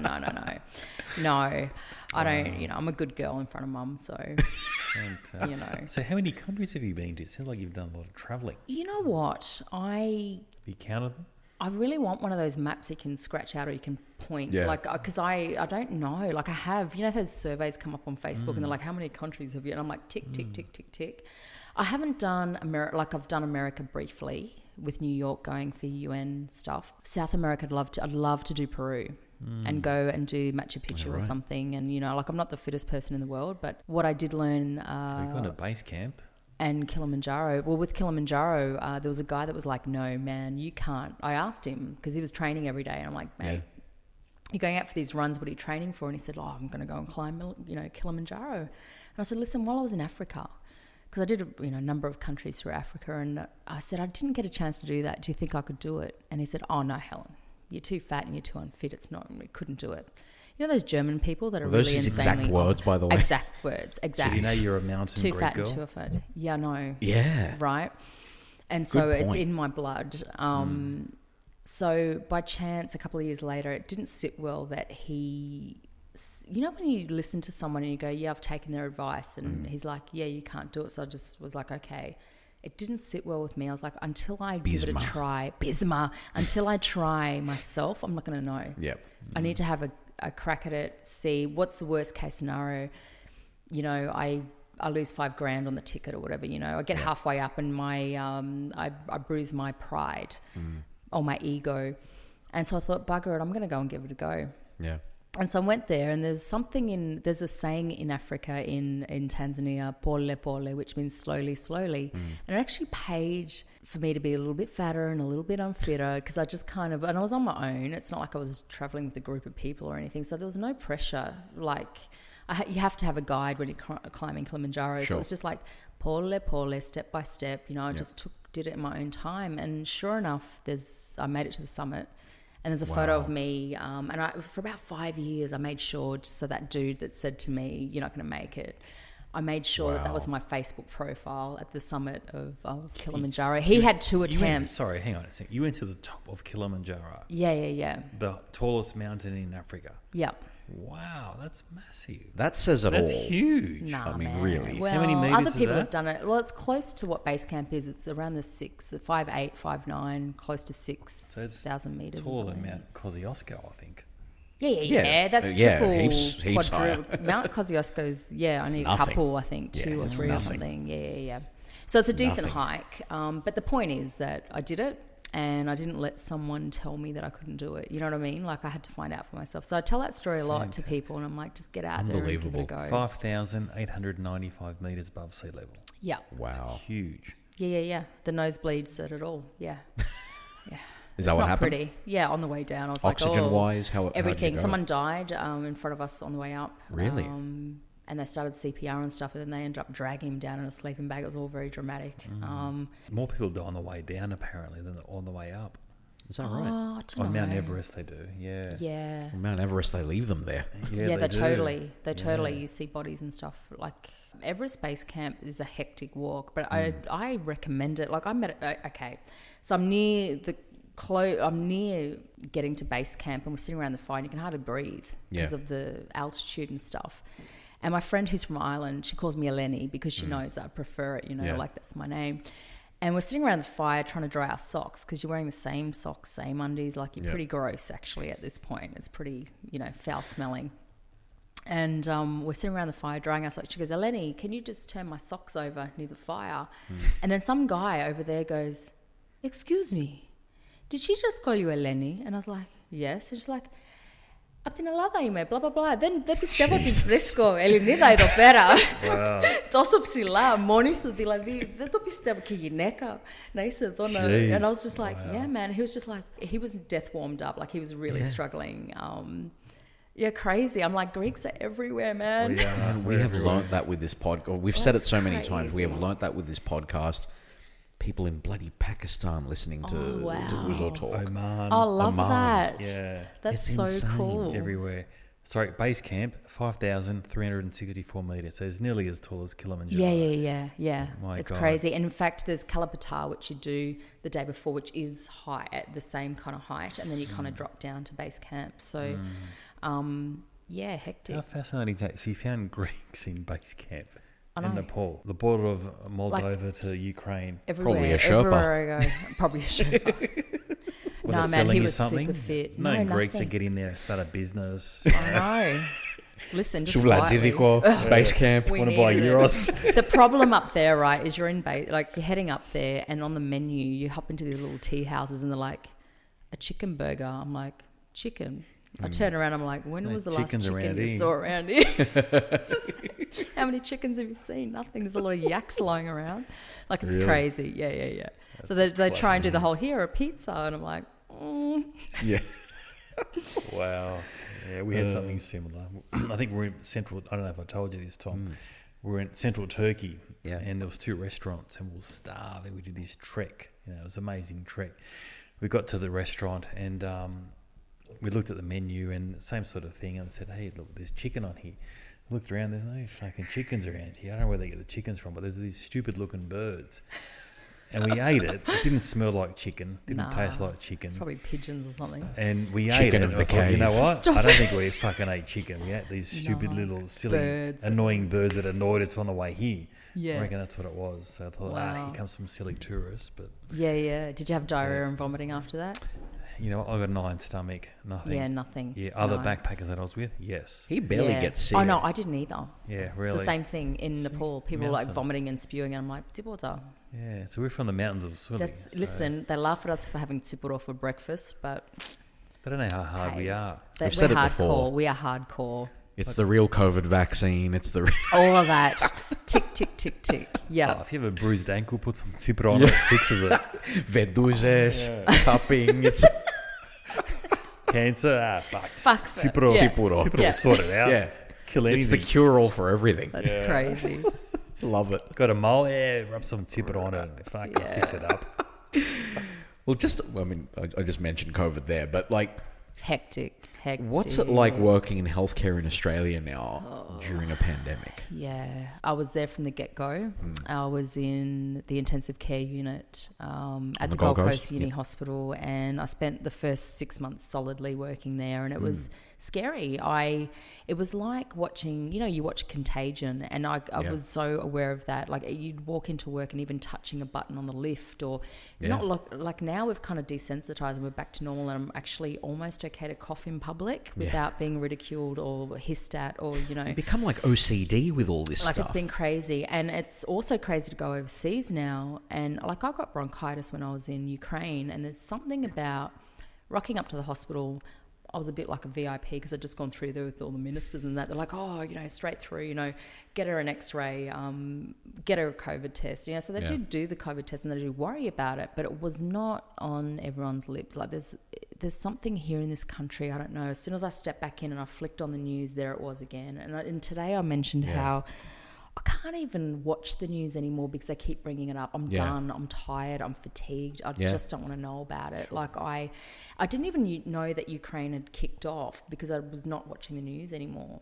In fact, if I wasn't on TikTok, you know, at the time, and you know, I wouldn't have. So even people in healthcare are like, we're over it, man. Don't want to talk about it. I've been abused. I've lost friendships over it. I've close family friends where you're just like, you know, I'm a nurse and this is my stance on it. I don't force you to go. That's my view on it, but I'm not forcing it down anyone's throat that you've got to go. It's done a lot of harm at the same time. Like it's been really, really tough. And you know, my sister had just had a baby at the time. There's a photo of me embracing that kid, knowing that tomorrow I'm going in and to this hospital setting and I'm not going to be able to see you for however many months. And I made very consciously, before the vaccine came out, very conscious effort. Didn't see sister with a newborn baby, didn't see mum for a very long time. And, you know, I had my birthday and I remember being down a driveway and they dropped a bottle of champers down the end of the driveway and we did a wave from the distance and that was about it, you know. And how far have we come since then? All of that seems a long time ago now, but it really wasn't that long ago. And no, but, you know, you witness, it's so heartbreaking because there's people you're sending to ICU and they're like, you know, and I don't want to get into the debate about vaccines or not vaccines or any of that because there's so much hostility, but you know, people have died and I've held the hands of those people that have died and when they've looked at me and gone, can I get the vaccine now? And it's like, babe, it's too late, you know, I can't.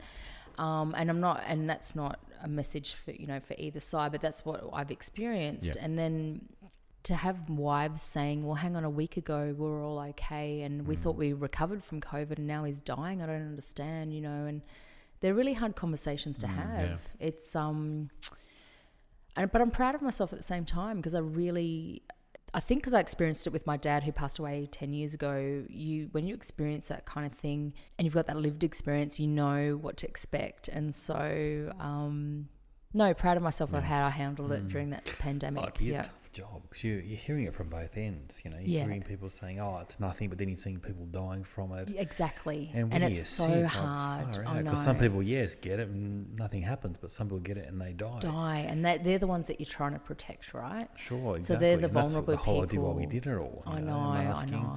As much as annoying it was for us, you know, I couldn't leave that front door and go grab a coffee without a friggin' mask. I know. It's ludicrous now saying it, but at the time, I guess the government had to make a decision. What the fuck do we do? I know. You know? And you know, we've now ripped the Band-Aid off. We're seeing Greece, you know, the numbers have skyrocketed. My family members that are nurses are under the pump over there at the moment. It's out of control. But, you know, do we just rip the Band-Aid off now and go, it is what it is? Like, and interestingly enough, people even in Ukraine were wearing masks when they were either vulnerable or so I think it's up to the person now. I think leave it up to people, make that decision. Like in the talk that I presented today, it's like if you want to wear a mask, you're welcome to. If you think you might have signs or symptoms, if you might have cancer or something, or you're older or you're a bit worried, you know, take those precautions. But at what point do we just rip the Band-Aid off now and go, we're done? Like, you know, this is how it is. Well, how did we handle it in your opinion? Was it handled effectively? Listen, was it effective? From a healthcare perspective? No, I think, look, there's a lot of things that could have been done differently, but I think we did pretty well. But I think we're very lucky in a country that is so widely dispersed. Like, we are not in a just dense kind of living environment. We are quite spread out. And I think that's what saved us, really. But, you know, once it's hit Indigenous you know, the community up there, like in the Northern Territory, there's still deaths every day happening up there at the moment. Right. We just don't talk about it because we're kind of all fatigued over COVID. So it's still very much out there. Realistically, you couldn't do much better than what was done when you don't know. Well, so much of this was a learning curve. And this is the thing, it's such a learning curve. And when people talk about experiments and stuff, it's all a friggin' experiment if you think about it because, you know, you only know what you know. And so until we've done, and all medications, especially even cancer medications, doesn't matter what we're doing, it is all an experiment if you think about it, you know, trial and error. So not that I want to enter that debate, and, you know, but you only know what you know. And I think we did the best that we could. You know, us as healthcare workers, we dug deep and it was exhausting. It was really... Oh, can you imagine? You guys were the heroes of the country. You know? Absolutely. You guys were working around the clock and doing what you had to do. And when you had to listen to people who abuse us. They would come in and abuse us because they had to wear a Exactly. mask, and you're like, you know what, can you just bear with us because we just you guys don't make give us up a the break. rules, but if you can stop the majority, and these are the And rules slow you got things to down, abide by. yeah. That's what you got to do. Yeah. So. Yeah. Even our own families were like that as well. My family was the same thing. We debated. There weren't many of us. Yeah. Some had a view for this way, some had a view for that way, and everyone had an opinion. Oh, listen, it divided dinner tables. It Yeah. divided families. It It divided Zoom calls. absolutely, like totally. I can imagine I you know. on the front line. You'd be hearing it, at the forefront. It's hard because you're fighting a battle and you feel like when people come in, and I'm like all for you to have a say and whatever, but just give me a break, man. Yeah. Just wear the damn mask for today, please, because I'm not making up the rules. That's the rules. That's the rules. Yeah, don't abuse me at the same time. So yeah, well, you guys did a fantastic job. Look, I Absolutely. think in Australia, I think we did well compared to the rest of the world. I think well, listen, we had a chance, and this is what people don't understand is, once it hit Italy and all these, I was in Kenya at the time when it broke out, and I'm watching videos going, there's something happening in China. And now we heard about it in November. It's gone December. I'm now in Kenya with a group of people, and their parents are ringing me up going, make sure my daughter wears a mask on the flight. And I'm like, that flimsy thing's not going to do anything because in about 2 hours, it's worthless. Like you need to we need a whole box of masks for a 14-hour flight. You need, and this is what people don't realize. Yeah. Those flimsy, the surgical masks or whatever we wear on that Jetstar gate or, whatever flight I jumped on today. I just wore one to Greece and back, Right, and that does nothing, I'm sorry. But it won't protect you because all the Well, the second you eat and you've taken it off. All of that. And we've touched stuff and we've done stuff. Yeah. And it's all just a nightmare. But yeah. So, wow. but being in Kenya at the time, and I'm like watching visions on TikTok again from China going, what the hell? Like there's something seriously going on over there. There's people dropping dead and we're not being told anything like what's happening. So, I guess it's potluck. Some people didn't get affected. Some people did. It all depends on who knows. Their blood type. It's crazy. Whatever it is. No one really knows. That's the thing. No. Yeah. So just Still to be evolving. safe. Yeah, it is. Still evolving. It is. Watch this space. Yeah. Well, I mean, I was calling you Helen at the beginning, but I'm going to call you Eleni because we've learned that you prefer Eleni. So, Eleni, I think this is a good time to wrap it up. Thank you. We are so honoured to have had you on this show. Thank you so much for being here. Are you sure that's just not the Tivoro talking? Maybe. You are. No, absolutely you're not. Really? You've Because been I know around the seat I'm sitting in has had some famous people in it, and I feel a bit, It has, but they don't have the stories that you have. Really? Yeah. Okay, I mean, look, and we're not comparing by any means, but what you're doing, I mean, even those individuals would say that what you're doing matters. You've saved lives, you saved people's lives, and you've improved their well-being and so forth. It's amazing what you've done. Thank you. I honestly, I do it from, don't get me wrong, I love coming on this podcast, but I don't do this kind of stuff to my mum, right? It goes back to mum. Τι πάλι θα πας και να μιλήσεις, τι να πεις πάλι. Δεν έχουν βαρεθεί όλοι να ακούνε τα ίδια. And I'm like, really, mum? Like, listen, you will not have, listen, they keep it real, right? They dump you down. Like, it doesn't matter how old you are, how important you might think you are. You're down. Back to 5 years old every single time. Yeah. Who's interested in what you've got to say, mate? No, every single time. And just like, τι πάλι θα πας, what do you mean you're going to Sydney and Melbourne to deliver these tours? Like, what? Δεν έχουν βαρεθεί όλοι. What's her name? Αγάπη. Agapi mu. I know. Your daughter is doing God's work. Thank you. Can you tell her that? Because I don't think she believes it. But anyway, Typical parent. she just picks up that I haven't made my bed on that day. Yeah. I had someone while I was away in Ukraine. Actually, I gave my spare key to a neighbour to come in and water the plants because Mum refused to because she's like, "Σου είπα να μην βάλεις φυτά μέσα, να μην έχεις στο μπαλκόνι, να έχουμε αυτή τη φασαρία." Everything's got to be a lesson with Greek parents. Every time. It's So got to be a anyway, lesson. my neighbour comes in to water the plants and she goes, "Helen, someone's been in your house." And I said, "How do you know?" And she goes, "Your bed was made." And I was like, "Oh, that'd be Mum." She left in kind of, because I left in such a hurry. I was just like, bed's not made. There was stuff everywhere. Like it was a nightmare. Yeah, Mum. Did she dust as well? No, I wish she had have. She didn't go that far. There's semedakia now put on the put on the TV. Yeah, moussaka made in the fridge. In the freezer, ready for when you come back. Hey, listen, when I came back from base camp, that's what I did. I had €1 left in my pocket, and I'm in Dublin Airport. And as I was about to board the plane, I put that €1 in the phone, and I rang up Mum. I was like, "Ma, because I was starving by then, right? I'd been eating like dal bhat, which is like vegetarian. I'd dropped 20 kilos. And I was like, ma, θέλω γιουβέτσι, θέλω... I had this whole menu. I was like, θέλω αυγό λέμονο σούπα, θέλω τηγανιτές, γεμιστά, everything, man. It was on the list. Κεφτεδάκια, spanakopita, all of it. No, actually I wanted, not spanakopita, I wanted leeks, the one with the leeks. Prasopita. Prasopita. I was like, θέλω prasopita, θέλω αυτό. Well, anyway, I get home and at the airport, Dad's like, can I have a look at your passport? Because I was like, literally, I dropped how much weight. I looked completely like I was skin and bone. Yeah.